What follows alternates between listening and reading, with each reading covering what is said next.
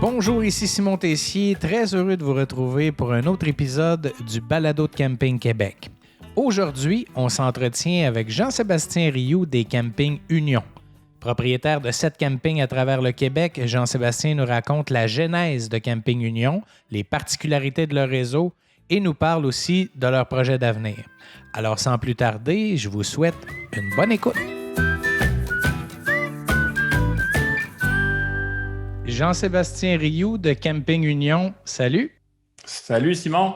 Ça va bien Jean-Sébastien? Ça va super bien en cette belle journée ensoleillée. Oui, on se dirige vers un bel été, je pense. Là, ça regarde bien. Écoute Jean-Sébastien, on se connaît bien. Là. Je suis très content de t'avoir aujourd'hui parce que le dernier balado que j'ai enregistré avec David Larivière du camping Port-Saint-François, il m'a dit dans le balado, moi, il y a un gars qui m'a inspiré à mon premier congrès à Camping Québec, puis c'est le gars de Camping Union. Il dit, ce gars-là a parlé, puis il parlait de ses campings. Il disait qu'il y avait plusieurs campings, puis il dit, moi, ça a semé une graine en moi, puis je me suis dit, je suis capable d'avoir plus qu'un terrain de camping, puis il en a acheté un deuxième grâce à toi. Alors, j'ai dit, c'est intéressant, je le reçois la semaine prochaine. Alors, ben là, je suis avec toi. J'aimerais que tu me parles de Camping Union. C'est quoi Camping Union? C'est combien de campings au Québec? Ben écoute, premièrement, merci de me recevoir aujourd'hui. Écoute, Camping Union, c'est quoi? À quelque part, c'est un rêve qui est en train de se concrétiser. Camping Union, c'est un groupe de terrains de camping qui appartiennent à 2 personnes, dans le fond, qui sont la source de moi et mon père.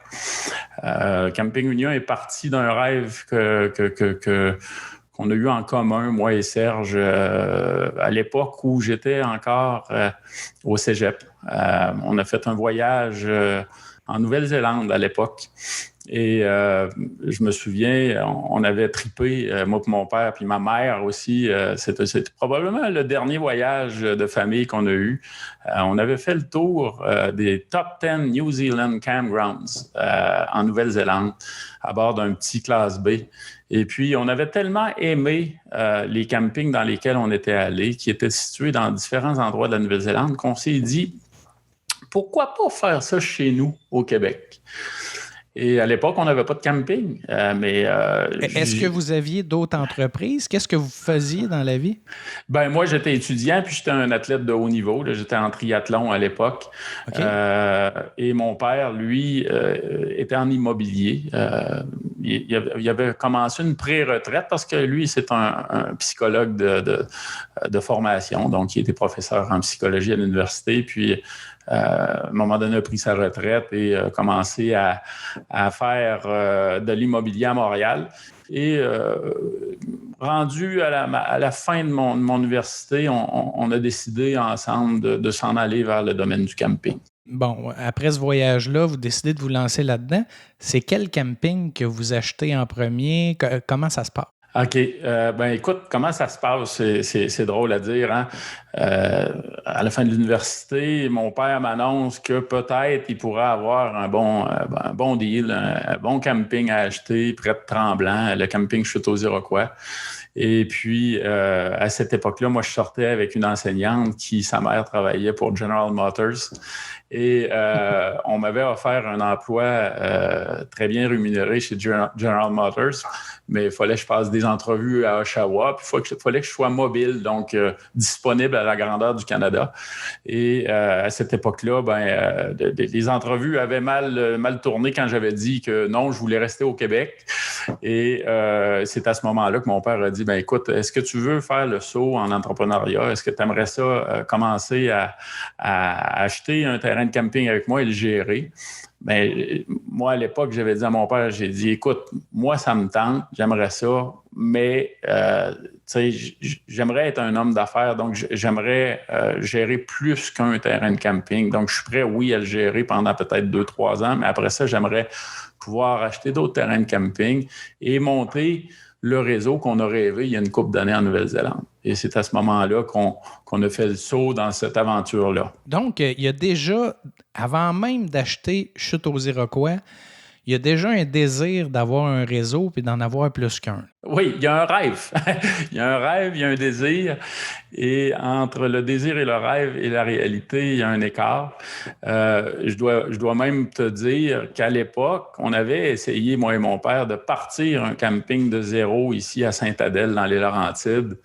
Et ça avait tourné au désastre quand on a eu un bouclier de protestation de tous les citoyens qui étaient autour de ce projet-là. Donc, on avait investi plusieurs centaines de milliers de dollars dans un projet qui n'avait pas abouti à l'époque. Et donc, ça avait été une petite douche froide à un rêve qui était embryonnaire, tu sais. Mais quand même, oui, il y avait ce rêve-là, il y avait ce désir-là qui était peu commun à l'époque, je dois dire. Comment se passe la première saison comme gestionnaire de camping? Parce qu'on a un choc culturel, là, on ne se dirigeait pas vers ça du tout. Comment ça se passe, cette première saison-là, avec ton père? C'était haut en couleur. Disons que faut se mettre dans les souliers de campeurs saisonniers qui voient y arriver un jeune homme de 21 ans, fraîchement gradué de l'université. Et moi, à l'époque, je venais juste de rompre avec ma première fiancée. Et donc, un peu en peine d'amour, j'arrive la mine basse dans ma nouvelle entreprise, qui est le camping Chute aux Iroquois. Et un nouveau monde pour moi. Tu sais, je connaissais l'administration, je connaissais l'immobilier, mais arriver dans un camping avec apprendre à connaître la culture du terrain de camping, je dois dire que quand je suis arrivé au camping Chute aux Iroquois, je suis tombé des nues et ça a été toute une adaptation au départ là, de pouvoir bien le gérer. Alors, au début, j'étais un très mauvais gestionnaire. Je dois dire. Et j'ai eu des bons campeurs qui ont été durs avec moi et aussi qui ont réussi, et certains, à me coacher un petit peu. Mais la première été s'est passée entre une caisse de bière, un mal de tête et la comptabilité du matin qui était difficile à faire et un personnel qui était tous plus âgés que moi et qui connaissaient tous un peu mieux que moi le camping. Tu sais, ça fait que ça a été une année rock'n'roll. Mais ça prend de l'humilité, mais il faut dire que tu avais 21 ans aussi, là. C'est un peu normal, là. Tout à fait. Mais, tu sais, un métier, ça s'apprend. Fait que moi, je pense qu'une grosse partie, au départ, du métier qui m'a aidé à l'époque, c'était de recevoir la visite de la classificatrice. À l'époque, c'était le CDCQ qui s'occupait de la classification. Et à l'époque, la jeune femme qui était en charge de la classification, tu sais, elle est venue nous visiter, puis... Premièrement, j'étais même pas conscient qu'il venait classifier le camping. Et quand elle est arrivée, ben, elle m'a expliqué que oui, on vient de classifier. Et, voici pourquoi on a des étoiles et voici pourquoi il faut faire attention un petit peu à certains éléments. Et à partir de là, je me suis mis à m'intéresser justement au programme de classification pour voir où je pouvais faire la différence et m'améliorer en vue de pouvoir performer et de pouvoir me différencier de mes compétiteurs. Tu sais. Ça fait que cette partie-là a été très importante à l'époque et je me souviens plus si c'était la première ou la deuxième année de ma gestion au camping Chute aux Iroquois, mais du moment où j'ai reçu ce coaching-là de la CDCQ à l'époque pour m'expliquer le programme de classification de l'époque, déjà là, ça a mis la table à ce que je puisse créer quelque chose de bien qui serait en continuelle amélioration. Et le camping Chute aux Iroquois a obtenu une note de 5 étoiles pas longtemps après. Écoute, oui, à partir de ce moment-là, quand on a acheté, nous, c'était un 3 étoiles faible. Et je te dirais que comme 3 ou 4 ans plus tard, on a fini par avoir un 5 étoiles.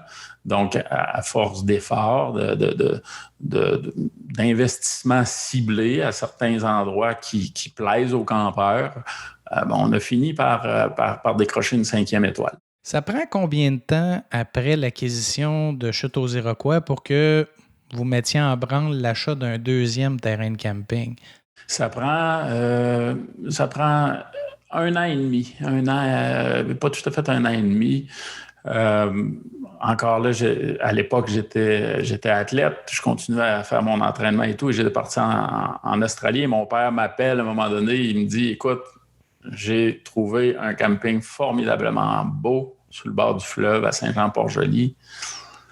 Il dit, j'aimerais ça qu'on se lance là-dedans. Alors, puis moi, avec mon esprit compétitif et tout, je dis oui, pourquoi pas, papa? Oui, papa. Tu sais, comme l'annonce de Bro et Martineau dans le temps. Oui, papa. Tu sais, alors, mon père, en mission, fait affaire avec une dame extraordinaire qui, d'ailleurs, je salue, la famille Chamard, qui a géré le camping La Demi-Lieue pendant des années. Et d'ailleurs, Mme Chamard est décédée. La fondatrice du camping est décédée il n'y a pas si longtemps, il y a 2 mois.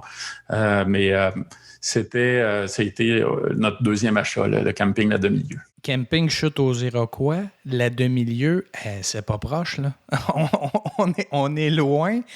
Comment on fait pour concilier les deux? On est un peu fou. On n'écoute pas nos collègues qui sont propriétaires de campings, parce qu'à l'époque, gérer 2 campings à distance, c'était mal vu. Alors, comment on fait? On a des gens de confiance, on développe des politiques et procédures, on travaille fort et on sacrifie une partie de sa vie pour être capable d'être sur la route et voyager, puis être capable de recevoir les appels quand on n'est pas nécessairement prêt à les recevoir. Mais tu sais, je le répète, on fait ça dans l'optique de Camping Union. Donc, campingunion.com, le groupe Camping Union, c'est un rêve. Donc, on fait les efforts en lien avec ce rêve-là. Et oui, qu'il soit loin, c'était pas important pour nous, en autant qu'il soit beau et sur le bord de l'eau et qui ait un beau potentiel de pouvoir aller chercher des points positifs d'un et de l'autre camping pour être capable de les mélanger ensemble. T'sais. C'était un petit peu l'objectif. Donc, j'avoue que c'était pas le choix le plus facile d'aller choisir à l'autre bout de Chaudière-Appalaches. Non, c'est très loin. Est-ce que c'est lors de cet achat-là que la marque Camping Union naît? Parce que, ou ça naît plus tard. Et pourquoi Camping Union? Pourquoi ce nom-là? À vrai dire, Simon, la marque Camping Union a été achetée avant même qu'on achète le premier camping. Avant même d'acheter Camping Chutes aux Iroquois, moi, j'avais acheté le nom de domaine campingunion.com.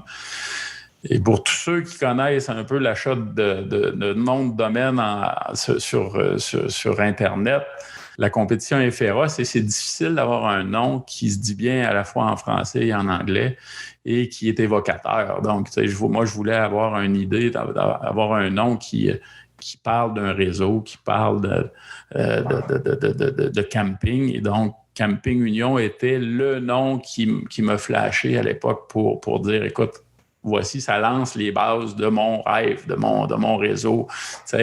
Et donc, est-ce qu'on était un réseau à 2 campings? Non, on n'était pas un réseau, mais on employait quand même campingunion.com pour être capable de mettre l'information sur notre site web. Donc, le camping Chutes aux Iroquois et le camping La Demi-Lieue, dès le départ, étaient sur campingunion.com et donc ensemble sur le même site web. En date de 2021, là, parce que je sais que tu es un gars plein de projets, fait que je vais préciser la date, 16 juin 2021, vous avez 7 campings Union. C'est exact. Bon, il y a La Demi-Lieue, Chutes aux Iroquois. Quels sont les 5 autres campings? Il y a le camping Annie à Métis-sur-Mer. Camping Annie auquel on a greffé le domaine Annie-sur-Mer, qui était une auberge juste en face, sur le bord de la mer. Il y a aussi le camping Lac-Saint-Michel à Trois-Rivières. Après ça, il y a le camping du Gouffre à Baie-Saint-Paul. Il y a le camping Lac-du-Cerf à Lac-du-Cerf, qui est une petite municipalité nichée entre Mont-Laurier et Gatineau.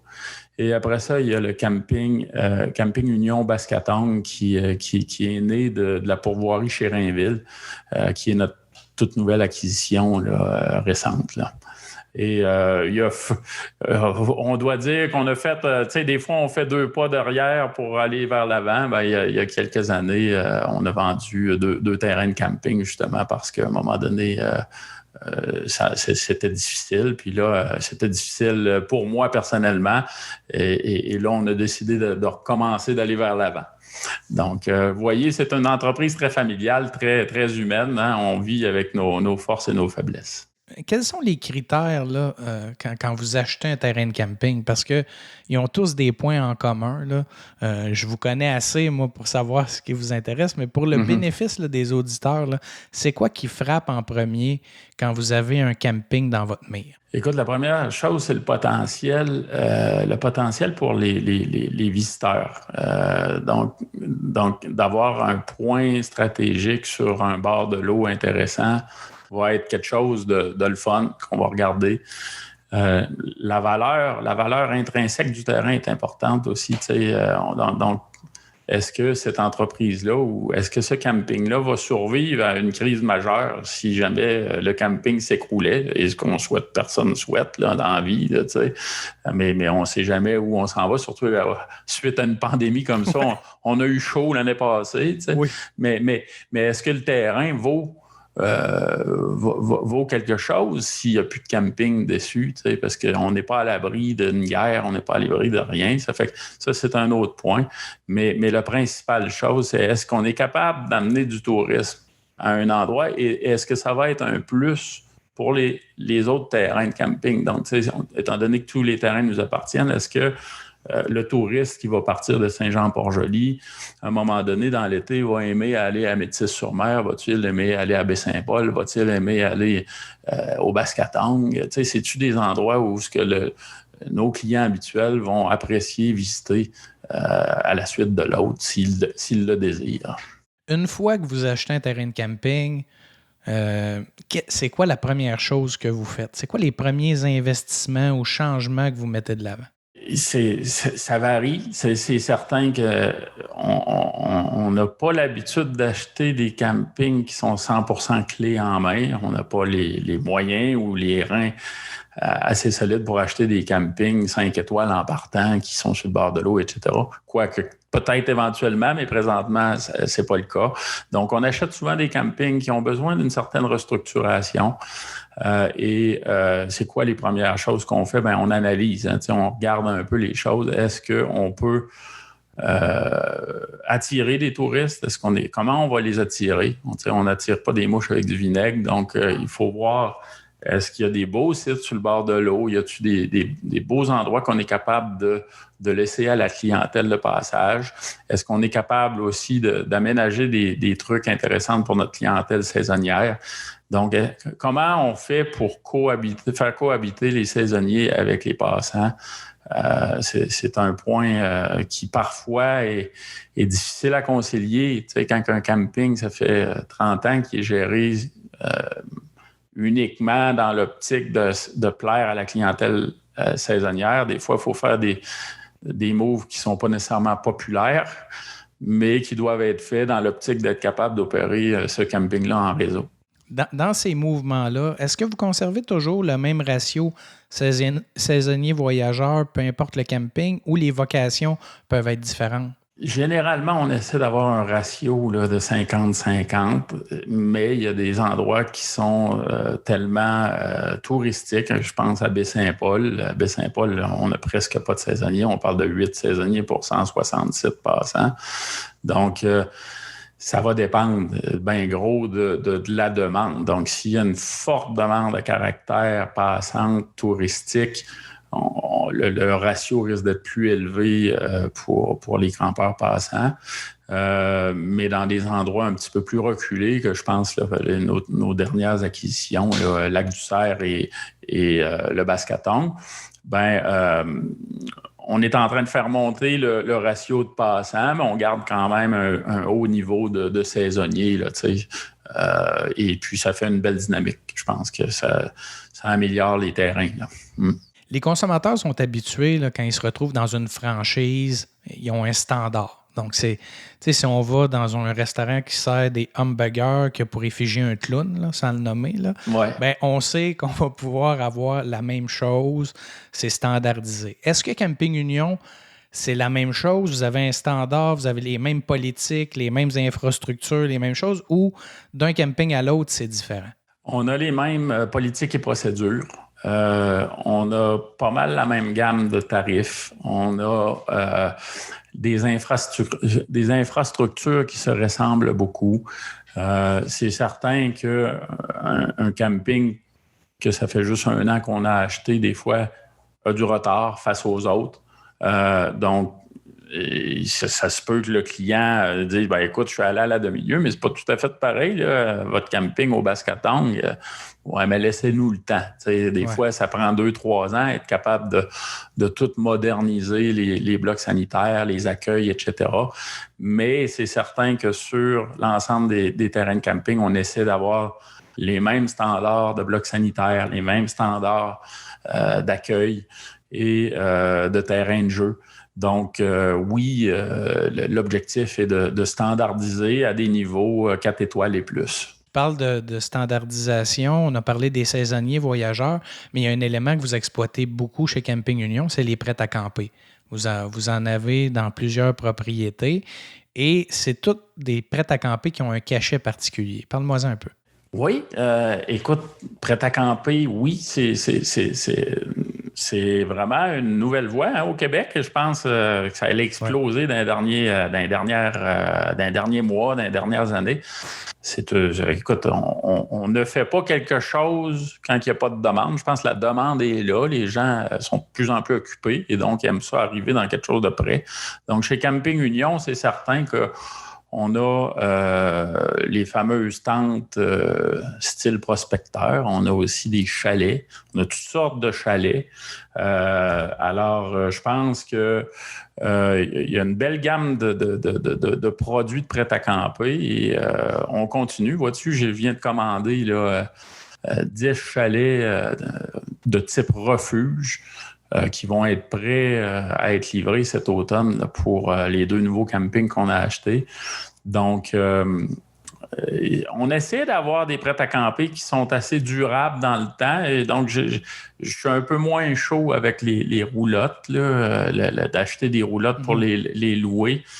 Moi, personnellement, c'est mon goût à moi. Il y en a qui trippent là-dessus, mais moi personnellement, je trouve ça difficile à rénover une roulotte, comparativement, par exemple, à un chalet qui est plus permanent et qu'on peut effectuer des rénovations à tous les 10 ans pour le maintenir en santé. C'est peut-être aussi plus facile pour le consommateur un chalet ou un prêt à camper parce qu'une roulotte, là, c'est une toilette à faible débit, c'est des particularités de VR, alors que dans d'autres prêts à camper, on se retrouve pratiquement comme dans une maison. C'est ça. Oui, tout à fait. Tout à fait. Écoute, et puis de plus en plus, je pense qu'il y a de la place pour du prêt à camper qui n'est pas totalement équipé de toilettes et douches. Donc, je pense que le client, il y a de la place pour de toutes sortes de gammes de prix de prêt à camper. Et c'est pour ça que je pense qu'on voit au Québec présentement naître toutes sortes de trucs, des yourtes, un peu de toutes sortes d'innovations. Là, présentement,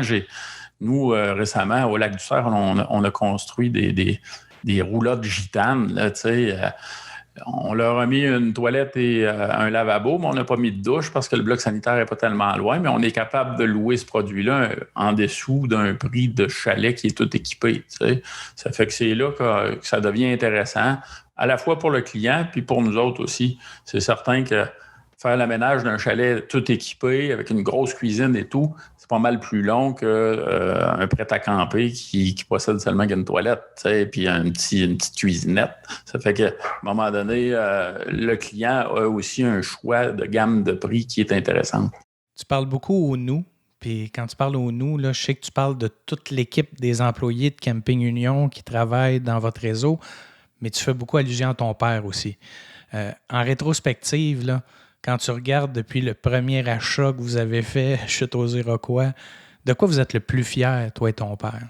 Écoute, Je te dirais ce que je suis le plus fier, en tout cas, moi, c'est d'avoir réussi à passer les années avec mon père et les tempêtes, c'est-à-dire d'être capable de gérer avec mon père sans me chicaner avec mon père. C'est quelque chose. Toutes les familles, on sait c'est quoi gérer en famille. On sait, c'est pas toujours évident. Mais mon père m'a toujours fait confiance. On a chacun nos départements. Lui, il s'occupe plus de la finance et tout, puis moi, je m'occupe plus de l'administration et tout. Puis, il a vraiment respecté ça depuis le début. Alors, je suis fier qu'on ne se soit pas chicané. Puis, je suis fier aussi que les campings s'améliorent, puis qu'on est encore dans le domaine après près de 18 ans, 19 ans. Puis... que ça reste une entreprise familiale me rend fier, je pense. C'est principalement ça. Et puis que le rêve perdure. Le rêve est encore là. Le réseau est petit. Hein, on s'entend, cette camping, c'est pas le réseau de la CEPAC, là. Mais j'ai cette fierté-là de dire qu'écoute, le rêve se perpétue. Puis mes 2 filles, peut-être éventuellement, reprendront le flambeau. Peut-être pas. On verra. L'avenir va nous le dire. Bien, c'est petit, là. Je pense, sans fausse modestie, là, Jean-Sébastien, c'est quand même le 2e plus grand réseau privé au Québec, là, parce que la CEPAC, bon, c'est quand même un réseau public. Ils font de super belles choses. Mais vous avez quand même le 2e plus gros réseau au Québec de terrain de camping. Là, c'est pas rien. C'est pas rien. C'est logistiquement parlant, c'est pas rien. C'est certain que mon rêve, c'est d'arriver au top 10. Ça a parti du top 10 New Zealand au départ, quand j'étais adolescent. Puis mon rêve à moi, c'est d'amener ce réseau-là à 10 campings. On va voir si les prochaines années vont nous le permettre. On vit présentement des défis. Hein? Je pense que tous les terrains de camping au Québec vivent le défi de la main-d'œuvre. Tu en as parlé tantôt. Un terrain de camping, ça s'entretient pas tout seul. Un réseau encore moins. Donc, on doit avoir une main-d'œuvre qui est motivée, qui a le goût de contribuer. Et présentement, je pense que même toutes les entreprises au Québec vivent ce défi-là qui est peut-être un frein présentement à un boom, parce que vraiment, je pense qu'il y a un boom présentement dans le tourisme au Québec, du moins dans le tourisme de plein air. Donc, on espère que les prochaines années vont nous permettre de pouvoir continuer à opérer du mieux qu'on peut avec une main-d'œuvre de qualité et des gens motivés à travailler avec nous. Tu m'as devancé un peu parce que je voulais te parler des projets futurs. Puis là, tu me dis, ça serait 10. Là. On voudrait se rendre à 10. En avez-vous déjà dans le collimateur ou pas encore, c'est trop tôt, ou vous attendez un peu que les ressources humaines se stabilisent? Vous en êtes où là-dedans? Écoute, on est un peu comme... mon père est un peu comme le coach de Rocky Balboa. Il y a tout le temps un bon combat dans la mire. Donc, nous, mon père a toujours un petit œil, il garde toujours un œil ouvert sur peut-être la prochaine étape pour Camping Union. Donc, oui, on aimerait... ajouter un camping à notre portefeuille prochainement, mais le principal étant de bien gérer ce qu'on a présentement. Je pense que, moi, j'ai toujours dit, on va grossir, mais on va grossir comme une plante. Hein, on va grossir organiquement, donc à la vitesse qu'on est capable de grossir. Et si on a trop de difficultés, ça se peut qu'on stagne pendant un petit bout, le temps que les racines se renforcissent. Et donc, présentement, écoute, on est entre l'observation et la gestion. Présentement, on est en pleine saison touristique.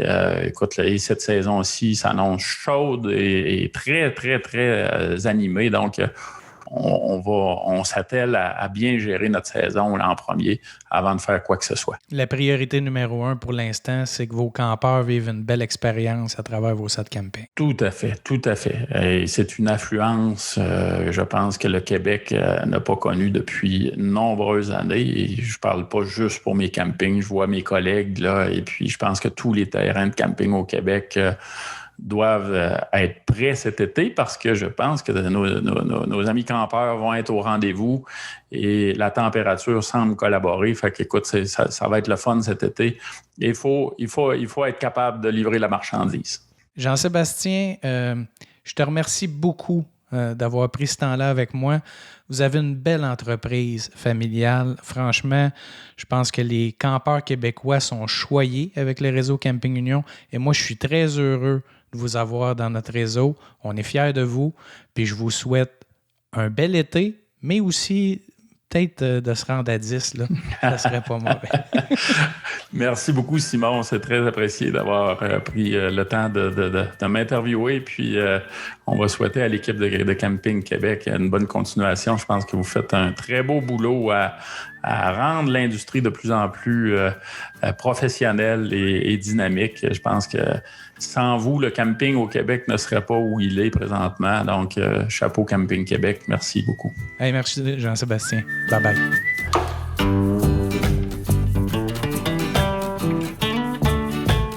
J'espère que cet épisode vous a plu. N'hésitez pas à nous transmettre vos commentaires et suggestions. Je vous invite également à nous laisser une belle note de 5 étoiles sur Apple Podcast. Le lien est dans la description de l'épisode.